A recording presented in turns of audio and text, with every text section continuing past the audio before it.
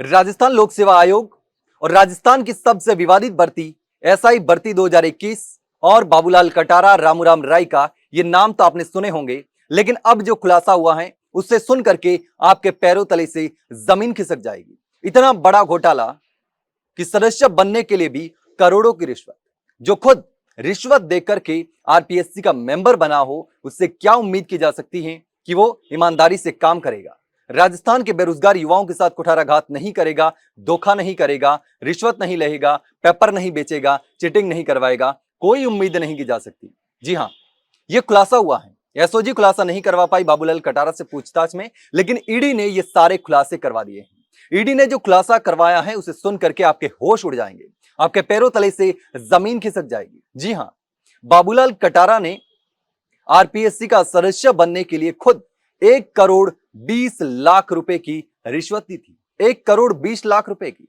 और उसके बाद बाबूलाल कटारा ने पेपर बेचे, अपने रिश्तेदारों को दिए, ड्राइवर को दिए, चपरासी को दिए, सबको दिए, और अपने दोस्त रामूराम रायका के बेटे और बेटी को भी एसआई बना दिया पेपर दे करके, लेकिन वो पास नहीं हो पाए, फेल हो गए। तो ऐसे में अब यह खुलासा हुआ है, बाबूलाल कटारा ने कबूल किया है कि तत्कालीन कांग्रेस जिला अध्यक्ष डूंगरपुर, उसको 1 करोड़ 20 लाख रुपए रिश्वत दी थी, तब जाकर के मैं आरपीएससी का सदस्य चयन हुआ था।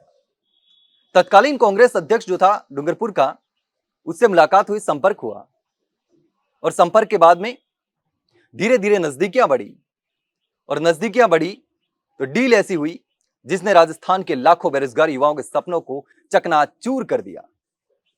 डील हुई कि आरपीएससी के सदस्य का पद खाली हुआ है, तो उसके लिए कोशिश की, और कोशिश करते करते तत्कालीन कांग्रेस जिला अध्यक्ष डूंगरपुर से संपर्क हुआ, और उसने कहा कि आपको सदस्य बनाया जा सकता है, और पैसे मांगे 1 करोड़ 20 लाख रुपए। बाबूलाल कटारा ने 40 लाख रुपए की किस्तों में पैसे दे दिए, 2 बार दे दिए 80 लाख, और 40 लाख रुपए कोई पेपर दे करके या पेपर लीक करवा करके एडजस्टमेंट किया गया।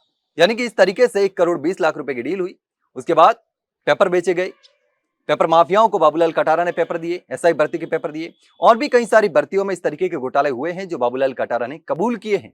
बाबूलाल कटारा ने कबूल किया कि आरपीएससी के आरएएस कृषि अधिकारी कॉलेज लेक्चरर के इंटरव्यू के दौरान अभ्यर्थियों को अनुचित लाभ देने के एवज में 40 लाख रुपए मिले थे, और वही दिए थे, क्योंकि 80 लाख तो पहले 2 किस्तों में दे चुके थे, और 40 लाख रुपए बाद में दिए, यानी कि इस तरीके से कुल 1 करोड़ 20 लाख रुपए आरपीएससी के सदस्य बनने के लिए दिए। और तत्कालीन डूंगरपुर का जो कांग्रेस का अध्यक्ष था दिनेश खोडनिया, उससे डील हुई थी, जो 2022 तक डूंगरपुर कांग्रेस का जिला अध्यक्ष रहा था, और यह पूरी डील उसके जरिए हुई। तो उसके बाद कई सारे और भी विधायक थे, उन्होंने सबने बाबूलाल कटारा को आरपीएससी का सदस्य बनने के लिए सिफारिश की। सिर्फ दिनेश खोडनिया ने डील की, उसके बाद वहां के बहुत सारे विधायक थे जिन्होंने सिफारिश की। अब विधायकों ने पैसे लिए या नहीं लिए यह नहीं पता, लेकिन इसमें कई सारे विधायकों का नाम है जो कि तत्कालीन विधायक थे, और ये पूरा जो खुलासा है वो हो गया है। दरअसल जो बाबूलाल कटारा है और उसका दोस्त दिनेश खोडनिया, ये क्लासमेट थे। दिनेश खोडनिया बाबूलाल कटारा का सीनियर था, लेकिन बाद में डूंगरपुर का कांग्रेस का जिला अध्यक्ष बन गया। सरकारी नौकरी में था वो भी, और बाबूलाल कटारा भी सरकारी नौकरी में था, उस समय भी संपर्क में रहे, और उसके बाद एक राजनीति में आ गया, और दूसरा राजस्थान के युवाओं के भविष्य के साथ कुठाराघात करने लगा। तो दोनों ने मिलकर इस तरीके से राजस्थान के बेरोजगार युवाओं के साथ कुठाराघात किया। तो आप सोच सकते हैं कि किस तरीके से बाबूलाल कटारा ने 1 करोड़ 20 लाख रुपए की रिश्वत देकर के, कमीशन देकर के दिनेश खोडनिया को आरपीएससी का सदस्य बन गया। तो उम्मीद क्या करेंगे? अब एक ही सदस्य इस तरीके से बना है या दूसरे भी बने होंगे, यह भी नहीं कहा जा सकता, क्योंकि आरपीएससी के बहुत सारे सदस्य थे जिन पर यह आरोप लगे। बाबूलाल कटारा, रामूराम रायका, मंजू शर्मा और संगीता आर्य, ये तमाम शक के घेरे में है। भले ही आरोप साबित हुए नहीं हुए कई सदस्यों पे, लेकिन सारे शक के घेरे में थे। कितने सदस्य इसमें से पैसे देकर इस तरीके से करोड़ों की घूस देकर के आरपीएससी के मेंबर बने हो, और कितने सदस्यों ने पेपर बेचने का काम किया हो, युवाओं के साथ कुठाराघात करने का काम किया हो, नहीं पता।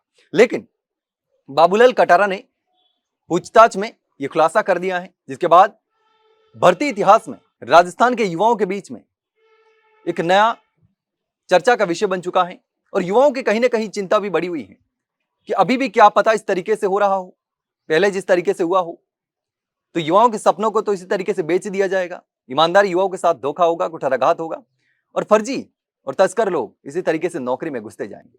लेकिन इस पूरे मामले को सुन करके, देख करके आपको क्या लगता है? कमेंट सेक्शन में कमेंट करके जरूर बताना। वहीं अगर जानकारी अच्छी लगी हो तो वीडियो को लाइक और शेयर जरूर करें और हाँ, चैनल को सब्सक्राइब करना ना भूलें। फिलहाल के लिए इतना ही, जल्द मिलते हैं नई जानकारी के साथ। तब तक के लिए नमस्कार।